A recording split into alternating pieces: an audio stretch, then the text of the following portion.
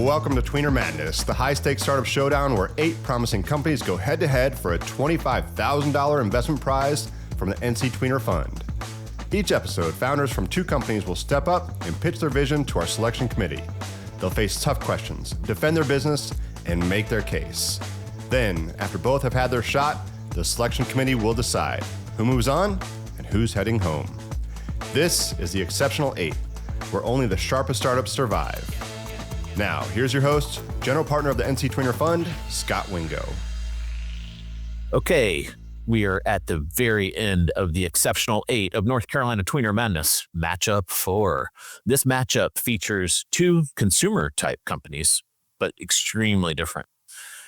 We have Marla Amplification, and they're helping bands buy amplifiers that are awesome, yet relatively inexpensive. Also made in the USA, which is pretty interesting. So there's kind of an onshore manufacturing component here that's interesting.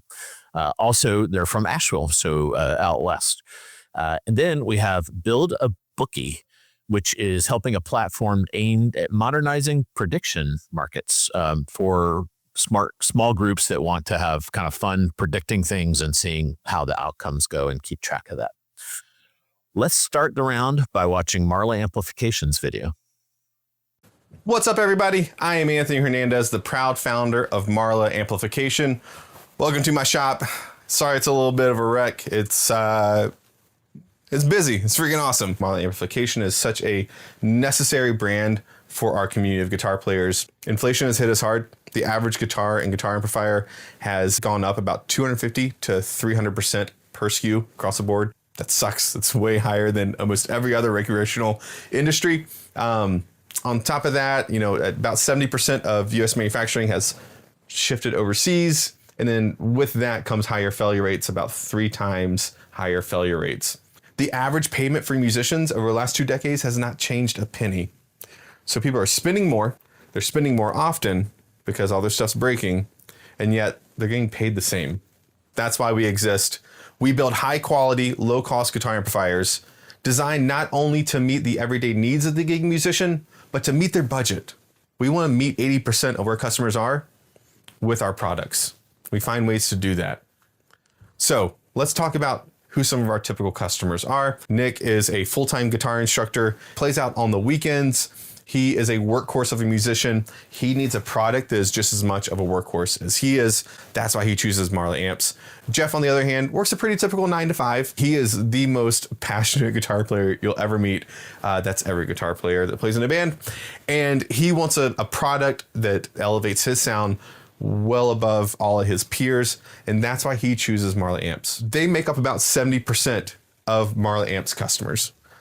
About 10% is made up by professional musicians, people who are full-time touring musicians, Grammy-nominated artists, people who are selling out Bridgestone Arena in Nashville, back-to-back nights. Crazy high-level musicians using Marla amps. They make about 10% of our customer base. Because of our lower price point or entry price point, 20% of our customer base are new guitar players. Now, all these customer types, they make up about a $3.2 billion industry across the globe. Pedals is a little bit higher. About 20% of amplifier demand and 24% of pedal demand lives here in the US.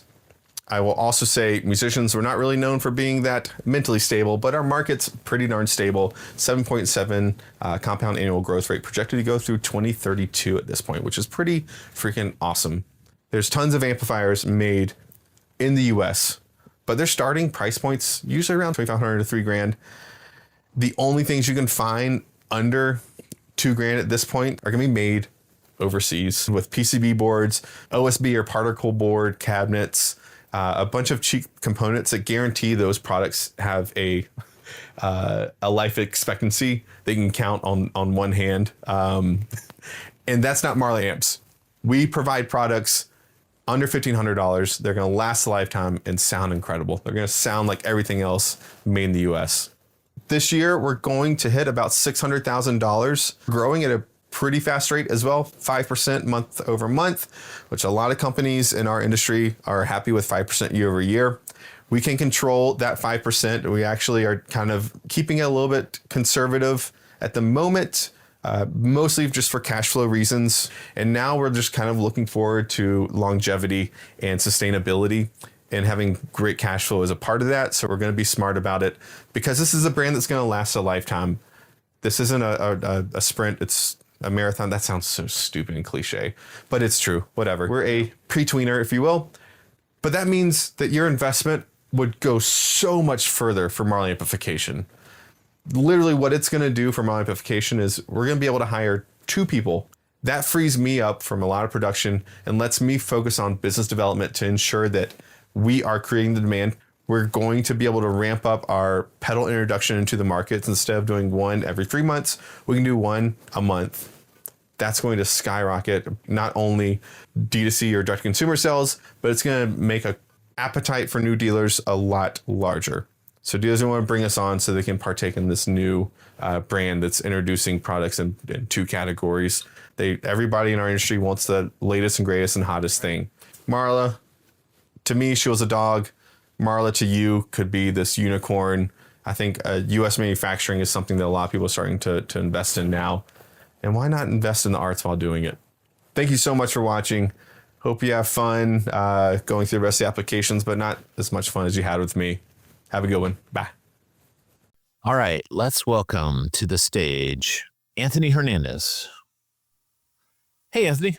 Hello. How's you doing? Hey, we really enjoyed your video. Thanks for taking the time to engage with our process. We really appreciate it. And you're out in Nashville, if I recall. Is that right? Yes. Yeah. Currently in Charlotte at an Airbnb on a little mini vacation. But yes, we are right in downtown Asheville, in between Swannanoa and French Broad. So we're right in the thick of it, if you will. Awesome. And how did you end up in Nashville? I moved out here to open up a large musical instrument retailer, Guitar Center. And after about 5 years of that, we turned that company into the largest store in the Carolinas, even though we had the second largest demographic to sell to. After that, I moved on to Moog Music, the company that founded the instrument or the synthesizer, and I did business development there and did a lot of personal development, if you will, learning about kind of large scale manufacturing. So very cool. Awesome. Well, we're going to jump right into questions. Good. I don't believe any of us plays guitar. I could be wrong. Nope. Okay. But your message is still pretty, you did a very good job, I think, of kind of helping us understand, what you're doing and how it's different. I'll kick it over to Jen. Jen, you want to kick us off here? Sure. Hey, Anthony, great to see you again. So I just want to know a little bit more about scaling. So you mentioned that you're keeping things conservative at the moment as far as the growth rate. How are you thinking about growth and scaling what you do? Yeah, right now I'm in the process of formalizing dealer agreements. And so I don't have to chase down as many dealers to get a larger return. So I'm formalizing an actual plan that says, hey, dealers, if you invest this much in Marla Amplification, you get a much larger gross margin percentage, which is really appetizing for dealers. The pedal introduction is a big D2C play, but it's also a big play for dealer attraction. Whereas the guitar amp, when you think of like price per square foot, guitar takes up a lot of space. It's kind of, when you think guitar, pedals, amplifiers, pedals are your highest velocity, guitars are your second highest, amps are your third. So the pedal play is something to where we're going to attract more dealers because we're going to have high velocity products for them so they can make that daily revenue they need to hit. And then when they sell a high margin amplifier, they're going to be pretty ecstatic about that as well. Gotcha. Okay, great. Thank you. So I'm trying to be intentional with what little time I have set aside away from production as I bring people on. And that's one thing that's in the works for this quarter to set up for Q2. Awesome. So my question is for after that. So how big do you want this thing to be? What are your future plans? I mean, roughly 10 million is where I see Marla Amps having a solid foothold in our market space. Growing to something that is a huge namesake and something that people are proud to own, but also not one of these insanely large kind of losing touch of who our customers are brands that we've seen a lot of people become in our industry. one thing that's really popular in industry is a lot of people are trying to highlight their CEOs or their founders to add that personalized touch and humanize their products. Some people are doing that really well. Some people are like just falling flat on their face with doing that. And I never want to be able to step away from the most important part of what I started this company to do, and that's to connect with my customers and my audience. And I think around 10 million is where that starts to get insanely hard to do. Thanks. Robbie? So how do you make your amplifiers and your pedals and stuff affordable? Yeah, so we strip away a lot of aesthetics. We really focus on the beauty of the wood, where a lot of our competition likes to cover stuff in inorganic materials, Tolex, if you will. There's a term for guitar players called wood sniffers, if you will. I love it. It's a way to throw a jab at a guitar player, but it means we like beautiful things. So I like to celebrate that beauty with unique stains. It cuts down on manufacturing time and cost, but it really also helps develop that Marla sound. So when you think of like a material like Tolex, it muddies the amount of vibration you get out of the cabinet. So you go from sounding like this to taking it off and you sound like this. So it's a better sounding product. It's like a new way to look at amp manufacturing. I also take away a few features that are found on pedal boards that become like over redundant and just obsolete as soon as guitar players get to a space where they're kind of trying to find their own personalized, unique sound. So reverb, delay, tremolo, all these things that were common to be on amplifiers when pedals weren't in the market back in the 40s, 50s, 60s. I take those away. It just gets in the way of my ability to manufacture at scale and rapidly, and takes away from my ability to provide our customers with American-made product with high quality at a lower price point. Cool. So it's just you right now? It's me and one other person. I have another person, Elle, who was a former Moog engineer. She came over about 2 months ago. She's helping out with all of the pedal introductions into the market. She's a big component of where we're headed in the future. She does light manufacturing in the space as well, but her main goal is to bring pedals to market and handle that side of the business and that new subcategory for us. I had a quick question on expanding the team. How long does it take to train someone to do like the very custom thing that you do to make this unique sound?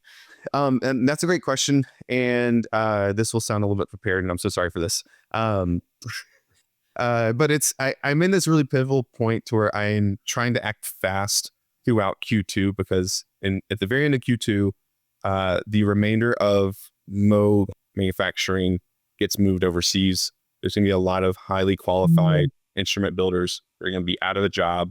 And it's going to suck for them. I'm trying not to get emotional, but watching like this happen to all my friends who were unprepared for it a year and a half ago when Moog shipped about 100 jobs overseas. There's a few people there that I want to give these jobs to because they know large scale manufacturing. They've been in that position for the last 20 plus years. Building an amplifier is way easier than building a synthesizer. The tool set's the same. The schematic's a little bit different. So it's all the same twisting, turning, soldering that these people are used to. It's just a day and a half, 2 days of saying, hey, this is the Marla way, and getting people to go from point A to point B rapidly, and then scaling them up with different builds throughout the SKU offerings would be pretty simplistic if they kind of take it step by step. So, yeah. Awesome. Thank you. So I have a question from the investor's perspective. Yes, ma'am. As you know, we ultimately want to make money. Yes. So have you thought about what kind of mechanism are you going to sell the business? What's your thought on that? Yeah, and I think a lot of companies that investors have the choice to invest in are companies that can develop something quickly, sell it for millions to a larger company and wash their hands of it and retire. I want this to be a living legacy that our community can feed off of for decades. I really want investors to be paid back, but my end game isn't to buy a yacht in 10 years. It's to develop a business that I can then sell to my employees and still oversee in some level on a board, or just as a close pal who's like, hey, that's not how I did it. Please don't. Okay. All right. You know, I'm out of the picture now. I can't do anything about it. Yeah. So my end game isn't some massive payout if you invest at 20% or whatever it may be, but it's something that you can be proud of, make your money back with a decent amount of interest, and be proud of to say, like, that's going to live forever. And I've got my name on that piece of rock and roll history. So Cool. yeah. And the music industry, I'd say rock and roll history. The music industry is not that glamorous when you're in it. But our community of guitar players, and our community in Asheville, all wonderful people, and it makes my day knowing that I can affect job growth in our industry, in our local economy. So that's what makes me smile every day. I'll never buy a Ferrari or be able to afford one. That's fine. I'm cool with my Hyundai. That was my ramble. I'm sorry. My superpower is rambling. Do you have an active fundraise going on, and like how much are you looking to raise? You talked about this investment. Like where are you looking to raise there?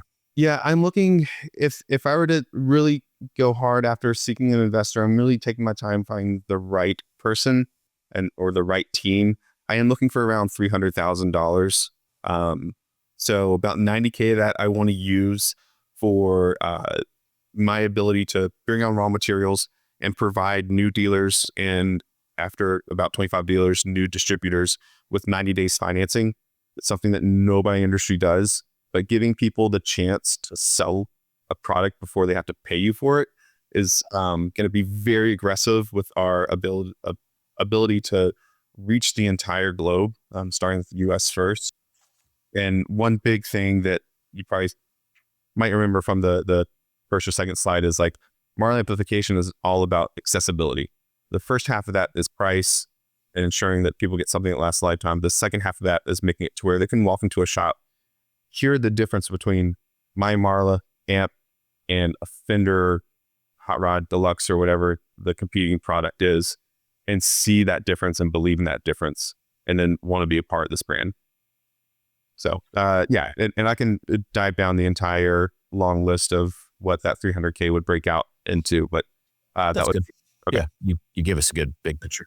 Cool. Unfortunately, we are up against time. We really appreciate you joining our process and being a good sport. And sorry to disrupt your vacation. So go back to your fun Airbnb situation there, and we'll keep you posted on how things go. Awesome. Thank you all so much for your time, Jen. Great seeing you again. Jan, Robbie, Scott, nice meeting you guys. Absolutely. Bye. How we going? Okay, up next, let's roll the video for Build-A-Bookie. Hi there, I'm Vince Durham. I'm the creator of Build-A-Bookie, and what we're trying to do is create a platform that gamifies gambling so people don't lose money, but they can still enjoy betting on themselves or betting on their friends without, as we said, the real money risk. So what is the problem? The problem is people really enjoy predictions. There's prediction markets like Kalshi and Polymarket. Then there's sports books like DraftKings, FanDuel. And then there's just people who enjoy betting on little things, handshake bets. You might bet on golf or something friendly with people. But when you introduce real money into these apps and platforms, they become very predatory with how they make their money. There's big financial risks, there's addiction risks, and there's actually legal restrictions still on gambling, but it's starting to grow. Very big, a huge market, and you can see people enjoy it, but there's not a safe way to practice or enjoy gambling. So that's what we introduced, Build-A-Bookie. This turns anything into a prediction game, and that could be sports, events, or challenges. And how do we do this? We use betting mechanics, but we don't introduce real money. We just use leaderboards and stats to follow your gambling, and then you don't actually lose your money. A little look under the hood here. We have our book engines under Create Book. So you have a bunch of different types to make it easier to build out specific books for that. And you can add friends and different options. Then you have your bet templates. So if you chose a custom book, you could choose any type of bet that you want. And this is the easiest way to build out those book engines, is go in and create these templates and then start building the book from the top layer. So this is an example of a bowling book. This would just be your team final score and then other players' scores. And there's me betting on myself. Then you can go in, you can look at your past bets, how many you've made. Then we have the leaderboard, a couple different stats within the leaderboard, so it's not just one thing to look at. And finally, the tools for specific books. And a newer feature, a simulated sports book to practice gambling on real-life games. We truly believe this could create a new category of competition right between sports betting and fantasy sports. So those are two massive markets that are already proven. They have over 50 million active users in both. Obviously, there's some overlap, but we're looking at people who already understand gambling but are tired of losing their money. They understand that it's kind of a rigged system, and we're not really even competing for the same money because all those platforms make their money off losses. What we're doing is setting up and honing into that Build-A-Bookie. So the book building would be the main component for our pro users, and it'd be a subscription base. They would have AI generated books. You could become a public book builder, which as we become more of a creator platform, people will want to bet on different books. And then you could have advanced analytics within books and track stats for, say you want to bet on your kid's baseball game and track their stats, and then unlimited practice books as well. There's other ways to make revenue streams as we grow with venue competitions, recurring leagues such as bowling leagues, and then sponsorships with different partners. So the traction to date, we have over 450 users. We are live on both Android and iOS. The website is up and running. We're looking at a few pilot partnerships. I was in a Better Off Bowling League and ran a book for the whole league, and we were looking at the Spring League to set up a real one for that. And then there's weekly updates, so I'm the only one working on it right now. I talk to different users, email people on it, and set up different books and templates. So why now? There's just a huge gambling explosion, and as I said, a lot of people really understand the underlying mechanics of gambling, odds, everything like that. And I just wanted to remove the money. I'm tired of people losing money. I've seen people's lives ruined by gambling, and that's where it's personal to me. I just don't like that from my friends, so this is honestly why I built it, for them and myself. And what's next? So we really think we could be a social prediction platform, the free layer, the engagement layer for the creative side of gambling, where you don't lose money, but you get to build out books and have fun. And that next step is just getting as many users, getting this in front of as many people as possible with different leagues and tournaments, getting it involved in different bars and stadiums, and getting into fan communities with Build-A-Bookie. So thank you. All right, let's welcome to North Carolina Tweener Madness, Vincent Durham, live from Charlotte, I think. We'll see where he's coming from. Yes, sir. Live from Charlotte, North Carolina. Hi there. How are you guys doing? Good. How are you? Good. I'm going to take a wild guess. You're a Davidson grad. Yep, right there, Davidson College. How about it? Man. Oh, yeah. I just randomly guessed. Yeah. Maybe you should have placed a bet on that, Scott. Yeah. I would have back in the day. I was going to say they didn't have odds for our games back then. I could have done. Cool. So this is a anti-betting platform that is like, yeah. So that's kind of an interesting twist. Judges, any questions for Vince? You mentioned a free layer. Mm-hmm. So could you talk about the free layer? What's in then a premium layer, and yes. When do people pay? Free layer, there's two different things to it. The free layer for the subscription model, and then the free and pro subscription model. So free would be any participant. You can come in, you can still use the app. You're not going to get on and have to spend money. That's kind of what the betting apps do. You get on and you have to spend money. So this is, you can hop on, participate. Every book has a share code. It's a very social app. And then what I mean by the free gambling layer is you'll never lose money betting in this app. So you're not going to lose your money from placing a bet, which every gambling app, you can't practice, or it's not free. You have to put in money, or they send you like more coupons and everything to put in more money. So that's what I mean by the free layer for this app. So do people ever pay for use of Build-A-Bookie? So for the subscription base, that would be for the builders, the pro builders. And right now we're implementing that for our leagues and everything, like trying to grow out the user base. And so that would be just heavy builder, like the people that are using the app to build out the books, and then participants come on and play. And right now we have a little bit of ad revenue, but I don't say we're making like revenue. So people, if I just want to jump on, I can jump on. It doesn't cost me anything unless I have a big group of people or something. Okay. You could hop on today and create a book and get on with your So I family never and have to friends. subscribe or anything. Yep. Yeah, so it's freemium right now, completely, because we're still getting users to understand the concept and everything. So is the too. long So, term to eventually have a subscription model or something? Or yes, yeah. So at one you're point in I built beta? 2 apps. No, I'm doing in the beta mode. Yes, Okay. yeah. No, we're still. It's technically I would say beta mode because there isn't a subscription on it. But actually, at one point I built 2 apps. I built a second practice layer app, and then I moved it into Build-A-Bookie because trying to promote 2 apps was just a headache. And so, but that one I actually had a subscription model in.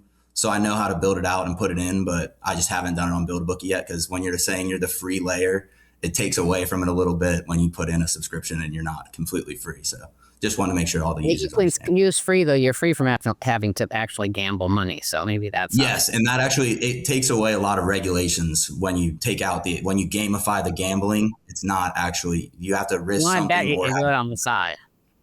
Yes. So what's you've got the pro subscription being implemented right now. What is the pricing model look like, and what are people's willingness to pay, do you think? Right now, I'm looking at the pricing model I'm working. I just got a couple mentors. We're looking at pricing model because I could see it being for like smaller users where you just want to build custom books. Like if you wanted to, like I said, track your kids' stats and just your family wants to bet on them, like have fun. That would only be like a $4.99 like consumer. But then you have these bigger leagues like bowling leagues, Better Off Bowling, Top Golf. They run a league. If you wanted to do bet on yourself there, you could probably have a different subscription model for those venues. So that's what I look into with those partnerships. But then on the app side for a consumer, I was thinking $4.99 a month to start and then just see where that grows, what the users say about it. And if it's too much or if they want to build like one custom book and that's what it is. So yeah, just start playing with that. Gotcha. Thank you. Yep. Any other questions? Robbie, got one? Any other, I assume you're just yourself? Yes, right now, just a bootstrap solo technical founder. But I mean, I have my friends who help me out, like advertising a little bit. I send out shirts, send out stickers and stuff. So it's a fun group app to grow. So you're having fun? Yeah, I have fun with that. I would go down to the Spectrum Center and I hold a sign sometimes to get people. I have fun with it. I was going to say. Oh, that's cool. There's billions of dollars being gambled right now and lost right now. Yeah, that's for sure. So that's your right now. That's your go-to-market is this kind of guerrilla marketing. Currently, yes, that's what I've been doing. It's just guerrilla marketing. I haven't really put too much money towards advertising. That's what I was just saying. I have new mentors, which is helping a lot because it's more like you want to throw something at a wall and make sure it sticks. And I've just been throwing as many things at the wall and seeing what, if anything, sticks. So I'm getting more, just honing in on what'll work and get more users on it. Seems like there could be a viral component. Like if I could peel off a little group of my friends and bet, and just like I would even do nerd stuff, like who's going to win against OpenAI versus Claude or something, like, Yeah. Like it'd be almost fun to like, just kind of say like, here's a little group of, my little cohort. And then as I invite them in, then I'm basically doing the acquisition for you. So that's what I've learned from users is a lot of just people don't want to set up books, obviously. So I've just been making it easier and easier to set up these books. So when you go in on the book engine, if you just type in like 5 names, that's what I want to get it to. Like you can type in the people you want in your book. And then almost like what I kind of meant with the AI generation, like set the book engines have like racing. It depends on what you're doing. If you wanted to do something entertainment, like weekend wise, you could just put in like 5 names. And then it just makes a little book for you because then it makes it, like you said, viral. You would just send it to all your friends, be like, hey, you want to bet on our weekend or you want to bet on this trip? Yeah. So, yeah. You mentioned you had a little bit of ad revenue. Is that a like ongoing revenue stream that you're thinking about? And how much is that? So I just put in one ad. It's on the arcade book. The users were getting mad because they'd run out of money and I didn't have any way to give them more money and they liked playing the little arcade games. So I just put an ad in to add $25 back to your account and keep on playing. So it's really just one small ad and just looking at like where to place ads and different things like that. Like you could turn on something. So like if you ran out of money in your book, say, oh, you can watch an ad and then be back in, like, so you're back in all that. So there's different little spots, but I don't want to like run revenue through advertisements, but you can make Gotcha. it off that. Okay. Cool. Got it. Well, we really appreciate you joining our competition, and I love your entrepreneurial spirit and that you're out there just trying lots of things and trying to figure it out. That's what it's all about. Oh yeah, I appreciate it. Thank you guys for the time today. Absolutely. Yep.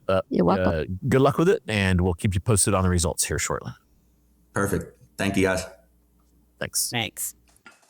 When he was talking about Alright. guerrilla marketing, Scott, I have to say I can remember your early days of Are You Rovin'? And those signs were absolutely everywhere in the triangle. You couldn't drive anywhere that you didn't I see. love a little guerrilla marketing. Nothing wrong with that. No. So anyway, Yeah. There was one entrepreneur who ran around in a gorilla suit for a while. Yeah. We had Yeah. a gorilla suit too.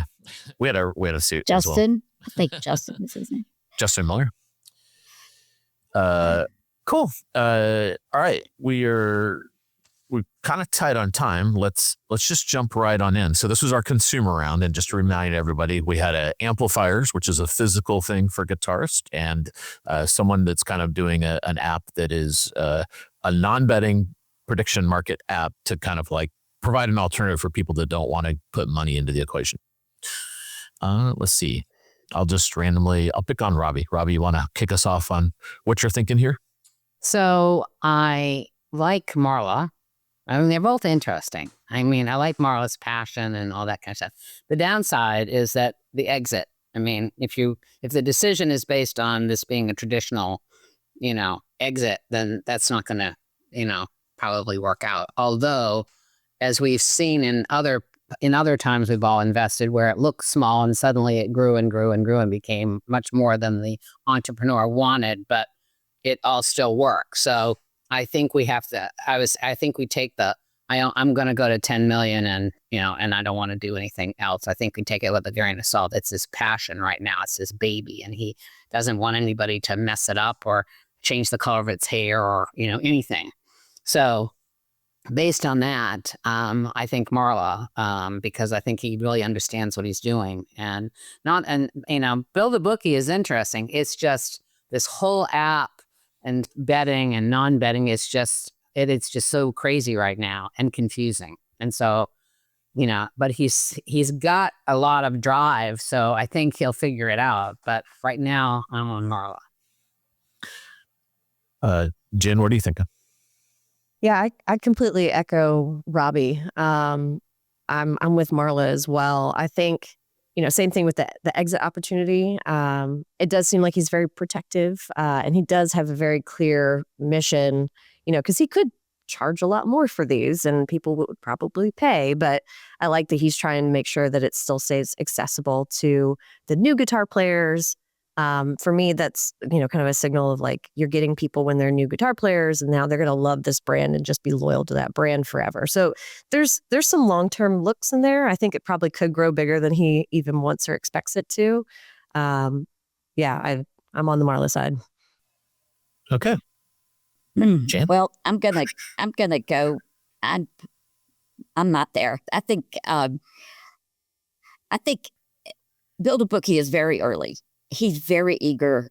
His presentation choices of putting that screen on, I couldn't see anything on the screen, so it was just him talking. And I'd seen Marla because they got an NC Idea grant, and I saw them pitch for that. And I love what he's doing, but he does not want to have an exit. He doesn't. He wants to do an ESOP, and as an investor, I can't get over that. But we've heard that from a lot of. But he's been very consistent now. So I think he can succeed. I think he can do it with bank debt or friendly debt if he's financing POs and things like that. I think he can make it go. So I'm going to bet on the real startup, Build-A-Bookie. I'm going to bet on Build-A-Bookie. Gotcha. Okay.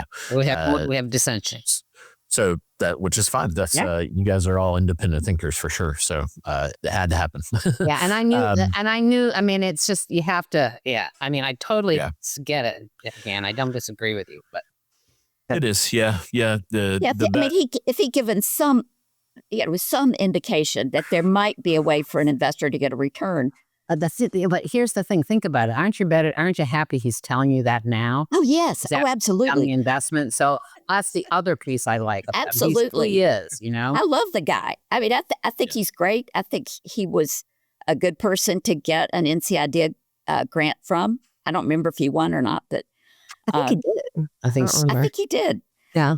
But that kind of, Yeah. that seems like a better route, non-dilutive debt. Gotcha. Maybe there's an investor that will consider that. Okay. This concludes our Exceptional 8. I want to thank our judges. Really appreciate you guys taking time to really dig in here and share your feedback. I think it not only will it help these founders, but the feedback we got last year was people loved watching other founders that are local, that they can kind of understand their idea in a not cheesy Shark Tank kind of way, do a real live pitch and the transparency that offers, and then the judges' transparency really helps everyone understand this process and decode it and do better. So really, really appreciate you guys giving such, candid feedback, all positive, which is how our ecosystem rolls. But you guys do your exemplary and how you give feedback to folks. So really appreciate you guys doing this. Happy to do it. It's All fun. right. Thanks, and we will see you at the Fantastic Four when our contest continues. Thanks, everybody.